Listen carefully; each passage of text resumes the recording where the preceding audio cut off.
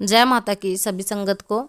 तो आज का वीडियो है रिक्वेस्टेड वीडियो, जिसमें सभी बच्चों ने कहा है कि आपने अभी तक माता पाथरी वाली के व्रत की विधि नहीं बताई है। जिस विधि से आपने व्रत किए हमें भी कृपा करके वो विधि बताएं।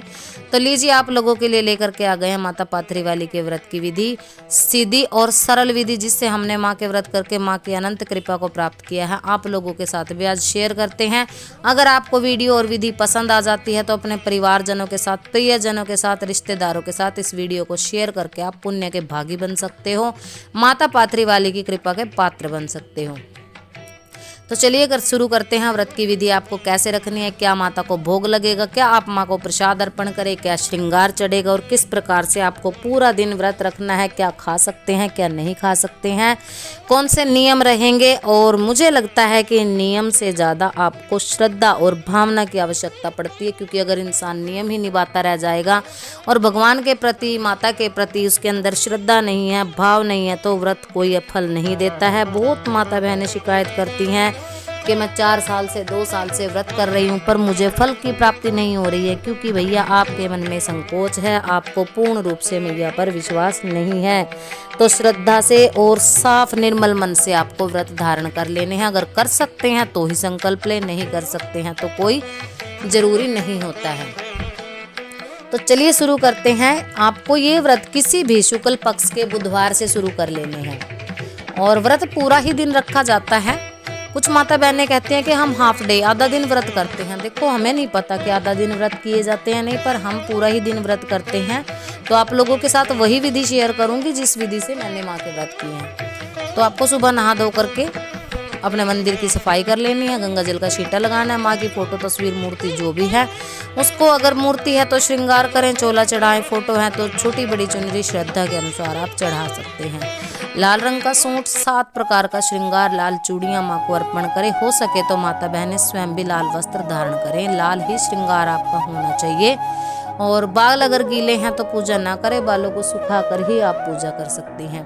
अखंड ज्योत की माता के लिए स्थापना कर ले। अगर आप वर्किंग हैं, बाहर जाते हैं, कार्य करते हैं, तो आप सुबह शाम की ज्योत जला सकते हो। नहा धो करके आपको 2 केले माई को हर बुधवार चढ़ाने हैं। जब भी आप व्रत धारण करोगे सुबह के समय पंचमेवा का भोग माँ को जरूर लगेगा। और उसके बाद आप थोड़ा सा गंगा जल हाथ में लेकर के संकल्प लें कि हे माता रानी, मेरा ये नाम है, मैं इस गांव का रहने वाला या रहने वाली हूँ, अपना गोत्र। महिलाएं कर रही हैं तो अपने पति का नाम लेकर के संकल्प करेंगी। आप जितने भी व्रत करना चाहते हैं, 11, 21, 51, 1 वर्ष के लिए, 2 वर्ष के लिए, ये आपका संकल्प रहेगा। और जिस भी मनोकामना की पूर्ति के लिए आप माँ को व्रत करने जा रही हैं, वो मनोकामना भी आप बोल सकते हैं संकल्प के समय। और संकल्प बोल करके वो जल वहीं पर आप नीचे धरती पे छोड़ दें, क्योंकि संकल्प लेकर के कोई भी कार्य जो है सफल होता है। बिना संकल्प के कोई कार्य, कोई व्रत जो है पूर्ण नहीं होता। हवन कराना है तो भी संकल्प आपको लेना पड़ता है। और माता रानी के लिए आपको लाल रंग का सूट और श्रृंगार का सामान रखना है। नारियल चुन्नी लगेगी भाई, जरूर छोटी चुन्नी उसके ऊपर लपेट के 11 रुपए की अरदास माई के नाम की आपको पहले दिन ही रख लेनी है। और इस अरदास को आप, जब भी आपका संकल्प पूरा हो जाता है, चाहे आपने 4 वर्ष का संकल्प लिया है, तभी ये अरदास जो है माता रानी के पाथरी धाम पे चढ़ेगी, जो पाथरी में माई का मंदिर है। अगर आपके गांव में इधर उधर आसपास मंदिर है तो आप वहां पर भी चढ़ा सकते हो ये अरदास को। तो ये तो हो गया हमारा संकल्प लेने की विधि।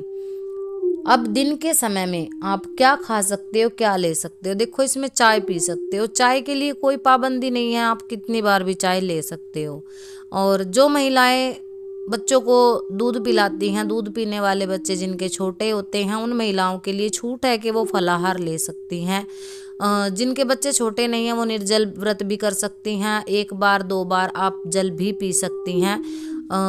मीठा जल आप जरूर पीजिए। इससे क्या होता है, इससे वैज्ञानिक कारण भी है कि जब भी आप उपवास करते हैं, व्रत धारण करते हैं, तो मीठा जल क्यों पिलाया जाता है आपको पता है। कहानियों में, कथाओं में, जब भी हम 4 बजे कहानी सुनते हैं तो मीठा जल पीते हैं। इसका एक साइंटिफिक रीज़न ये होता है कि हमारे शरीर के अंदर जो कमी हो जाती है ना पानी की, तो मीठे पानी से हमें चक्कर वगैरह नहीं आता है, हमारे शरीर को एनर्जी मिलती है। तो इस प्रकार से आप व्रत करेंगे।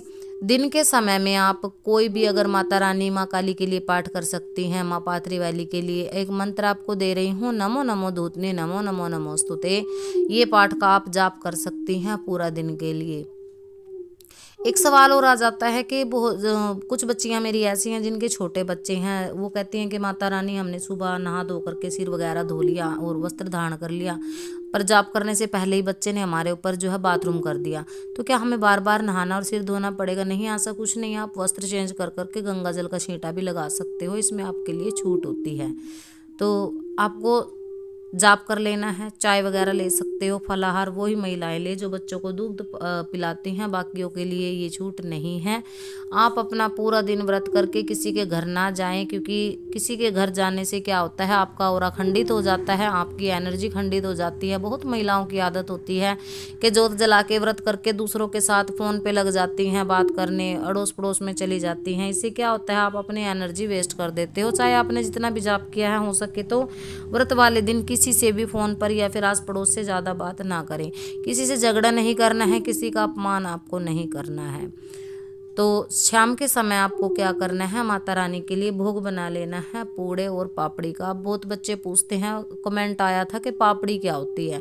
बेटा जो आप पूड़े बना रहे हो ना बड़े, वैसे ही छोटे छोटे 7 पूड़े बना लेने हैं आपको, उनको पापड़ियाँ कहा जाता है। ये हमारी बोली में बोला जाता है कि पूड़ा पापड़ी ये माई का असली भोग होता है।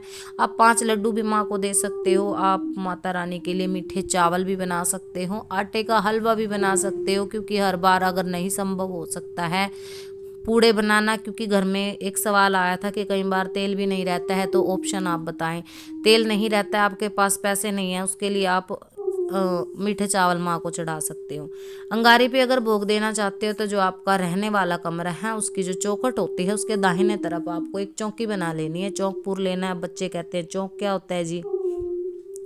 आटे से आपको एक चकोर रंगोली टाइप बना लेना है, उसमें क्रॉस का निशान बना करके बीच में आपको दिया लगाना है। 2 बाती लगेंगी, क्योंकि माता पाथरी वाली कभी अकेली नहीं चलती है, माता मदानन के साथ ही ये चलती हैं। अंगारी रख के आपको उसी जोत से माता रानी को अंगारी पे तेल डाल के बुला लेना है। माता रानी जब जोत पे हाजिर हो जाएं तो आप थोड़ा थोड़ा पूड़ों में से 7 पापड़ियों में से तोड़ के थोड़ा थोड़ा भोग उस पे लगाएं। बचे हुए पूड़े को आप कुत्ते को खिला दें। अब बात आ जाती है आपको क्या खाना है। आपको जी पूड़े खा के ही व्रत खोलना है। अगर गुलगुले बना रहे तो गुलगुले बना के व्रत खोल लेंगे। मीठा चावल माँ को चढ़ा रहे हो तो जो भी आप माई को चढ़ाओगे ना, उसी चीज़ से आपको व्रत खोलना है। उसके बाद कुछ बच्चे बोलते हैं कि इसी में तो हमारा पेट नहीं भरता है, कि हम शाम को खाना नहीं खा सकते। तो ये भी आपको संकल्प के समय बोलना है कि माता रानी पूड़े खा के जो है मैं भोजन करूंगा या करूंगी, क्योंकि मैं भूखा नहीं रह सकता हूँ, क्योंकि अपने आप को कष्ट देके किसी भी देवता की कृपा को प्राप्त नहीं किया जा सकता। तो ये थी विधि। आशा करती हूँ आप सभी लोगों को पसंद आई होगी। मिलते हैं किसी नई जानकारी के साथ, तब तक के लिए सभी को जय माता की, जय माँ पाथरी वाली की। विधि अगर आपको पसंद आती है तो अपने परिवारजनों को जरूर बताएं। माता रानी सभी का कल्याण करे, सभी के अन्न धन के भंडार भरे।